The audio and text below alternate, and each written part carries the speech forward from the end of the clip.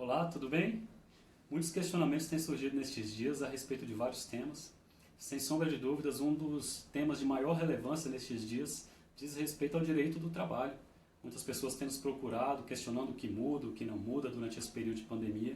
Então, meu nome é Douglas Nogueira. O propósito deste vídeo é trazer da forma mais clara e objetiva possível os principais tópicos aí do direito do trabalho que estão em voga durante esse período de pandemia. E já sendo bem direto ao ponto, eu quero esclarecer você que o direito do trabalho ele não está sofrendo uma alteração direta, né, durante esse período de pandemia. Então, de todas as normas que a gente tem visto, né, de fevereiro, março deste ano em diante, a gente não vê uma alteração no direito do trabalho propriamente dito. Então, pessoas que questionam, se eu for demitido sem justa causa, eu posso ser demitido sem justa causa, meus direitos estão preservados? Eu quero dizer para você que sim. Né? Se você for demitido, você tem direito a aviso prévio, 13º, férias, multa de 40% da FGTS, uma série de coisas, conforme, né, a lei trabalhista prevê. O que está havendo realmente, isso é bem verdade, é uma adequação, é um ajuste das normas trabalhistas a este momento em que nós estamos passando. Então, os direitos eles não estão sendo cortados, está havendo um ajuste, né, para que as empresas elas tenham condições de permanecer em funcionamento e os empregos sejam garantidos. Você quer ver, por exemplo, um exemplo de adequação, de ajuste? Certamente ou você ou outra pessoa, né, que você conheça está, por exemplo, de home office, ou teletrabalho, um trabalho remoto. Né? E o home office ele não surgiu neste período de pandemia. O home office ele vem previsto na legislação trabalhista desde a reforma trabalhista, né, de 2017, lá no governo do ex-presidente Michel Temer, né, uma reforma trabalhista que foi amplamente divulgada na mídia. Foi inserido na legislação trabalhista, na CLT, nos artigos 75A e seguintes, a previsão ali da possibilidade do empregador, em comum acordo com o empregado, estabelecerem que o trabalho se dará em regime de home office. Então o empregado não precisaria ali estar na sede da empresa ou em outro local estabelecido pela empresa para trabalhar, poderia estar fazendo isso da sua residência, por exemplo. Tudo isso em comum acordo. Mas houve realmente, como eu falei, um ajuste à situação peculiar que nós estamos vivendo, onde através da medida provisória 927 de 2020, o presidente da República, né, previu ali a possibilidade do empregador, independente de estar ou não em consentimento com o empregado, transferir o empregado para que ele trabalhe da sua residência. Então não havia ali a necessidade, não há necessidade durante esse período de vigência da MP 927 de 2020, não há necessidade de uma anuência, de uma concordância do empregado com esse trabalho em home office.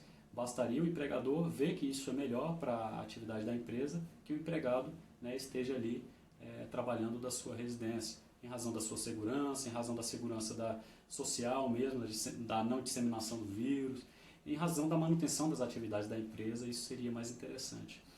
Mas, como eu falei, né, isso ocorreu durante a vigência da MP 927 de 2020, porque em julho deste ano essa MP ela perdeu vigência. E aí o que acontece? Agora volta-se à norma da legislação trabalhista que prevê a necessidade de um acordo entre o empregador e o empregado. Se houver ali uma necessidade de adequar o contrato de trabalho ao regime de home office, deve haver em comum acordo um aditamento do contrato de trabalho, uma alteração do contrato de trabalho para que isso ocorra, privilegiando aí, né, a autonomia de vontade das partes, privilegiando, né, a possibilidade das partes de entrarem em um acordo a respeito deste tema. E no que diz respeito ao acordo, isso, né, desde 2017, tem assumido uma importância muito grande, porque até 2017 o acordo das partes ele era muito relativizado. As pessoas, por vezes, celebravam um acordo, posteriormente submetiam esse acordo à Justiça do Trabalho e, por vezes, esse acordo era desfeito ou declarada, né, a invalidade de alguma das cláusulas deste acordo. Eu vou citar um exemplo aqui que talvez você, né, tenha conhecimento. Há empregados, por exemplo, que, por vezes, eles não têm interesse de permanecer em uma empresa, né, eles têm interesse de sair daquela empresa, mas eles não querem perder também os seus direitos, não querem perder o direito ao aviso prévio, não querem perder o direito à multa de 40% da FGTS ou dos proporcionais de 13º e férias, e para isso eles pedem, né, pediam ao empregador para que eles fossem demitidos, mandados embora. Só que do outro lado o empregador olha para aquela situação e pensa, poxa, ele é que quer sair da empresa. Se eu mandá-lo embora sem justa causa, eu vou ter que pagar uma série de direitos, aviso prévio, multa de 40% a ele. Então eu não tenho interesse de mandá-lo embora. Se ele quer sair da empresa, então que ele faça isso, né, de forma espontânea, que ele peça para sair. Né? E aí as partes muitas vezes chegavam a um acordo onde o empregador condicionava a demissão sem justa causa do empregado à devolução por parte dele da multa de 40% do FGTS, falando para ele, ó, eu vou te mandar embora, vou depositar a multa de 40% do FGTS e depois você me devolve isso.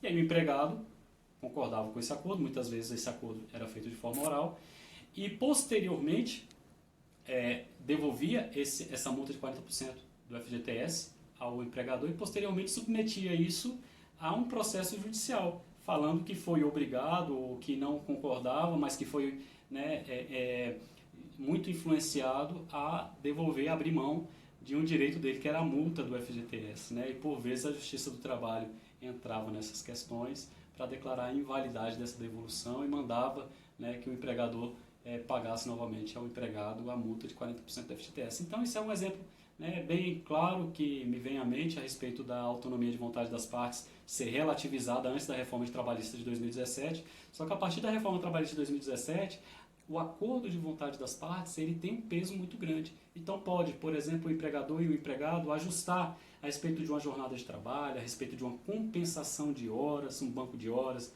a respeito do pagamento de horas extras, que não siga estritamente o que está previsto em lei, mas havendo um ajuste, né, privilegiando inclusive acordos coletivos, né, acordos celebrados entre sindicatos que representam a categoria do empregador, do empregado, enfim. O acordo de vontade das partes tem sido muito relevante nesses dias, de 2017 em diante, e principalmente agora, né, durante o período de pandemia, porque hoje o empregador e o empregado podem celebrar um acordo para que haja a suspensão do contrato de trabalho por um período de até 120 dias, ou mesmo uma redução da jornada de trabalho, né, e redução, consequentemente, do salário, porque foi editada a MP, Medida Provisória 936 de 2020, que posteriormente foi convertida na Lei 14020 de 2020, a qual prevê ali a possibilidade, né, dessas partes estarem em comum acordo ajustando isso, a redução da jornada de trabalho ou a suspensão do contrato de trabalho. E foi instituído ali o programa, né, de manutenção, Programa Emergencial de Manutenção do Emprego e da Renda, mediante o pagamento do benefício, né, benefício emergencial de manutenção do emprego e da renda, benefício esse que é pago ao empregado que está nessa situação, ou com o contrato de trabalho suspenso, ou com a jornada de trabalho reduzida. O benefício, no caso de contrato de trabalho suspenso, ele é pago, né, a sua integralidade proporcional, né, ao valor que o trabalhador teria direito, no caso, né, de recebimento do seguro-desemprego, e no caso de redução, né, da jornada de trabalho e a redução do salário, esse benefício vem para complementar a renda do trabalhador. Então o empregado, quando faz esse acordo com o empregado, teria, né, o dever, conforme prevê a Lei 14020, de comunicar o Ministério da Economia no prazo de 10 dias, e o Ministério da Economia, no prazo de 30 dias, estaria ali efetuando o pagamento deste benefício ao empregado durante o prazo de até 120 dias. E muitos nos perguntam, tá, eu usufruí do benefício de suspensão do contrato de trabalho, usufruí do benefício de redução do contrato de trabalho, recebi o benefício do governo no sentido de complementar a minha renda, só que agora eu fui demitido. E a lei, ela prevê que a empresa ela não pode fazer isso por um período correspondente ao período do benefício. Então, se o contrato de trabalho ele permaneceu suspenso durante 120 dias ou permaneceu, né, durante ali 120 dias com a redução da jornada de trabalho, durante 120 dias após esse prazo, não pode o empregado ser demitido sem justa causa, porque do contrário a lei prevê a possibilidade de pagamento de uma multa. E essa multa pode vir de 50%, pode ser de 50% até 100% dos salários que o empregado teria direito ali durante o período do benefício. Então é uma garantia provisória, uma estabilidade no emprego, né, no sentido de que a empresa ela está tendo do governo os estímulos, né, no sentido de preservar o emprego do trabalhador. Então a empresa que se beneficia destes direitos, desse benefício, né, deste programa emergencial, ela tem aí de lutar para que os empregos sejam preservados. Então, gente, eu vou ficando por aqui. São muitos temas, muitos tópicos, né, muitos assuntos que estão em voga nos dias atuais. Eu trouxe aqui aqueles que eu considero serem principais, mas de toda forma, né, nós torcemos pela normalidade das coisas, que as empresas, né, permaneçam funcionando e os empregados tenham aí seus direitos garantidos.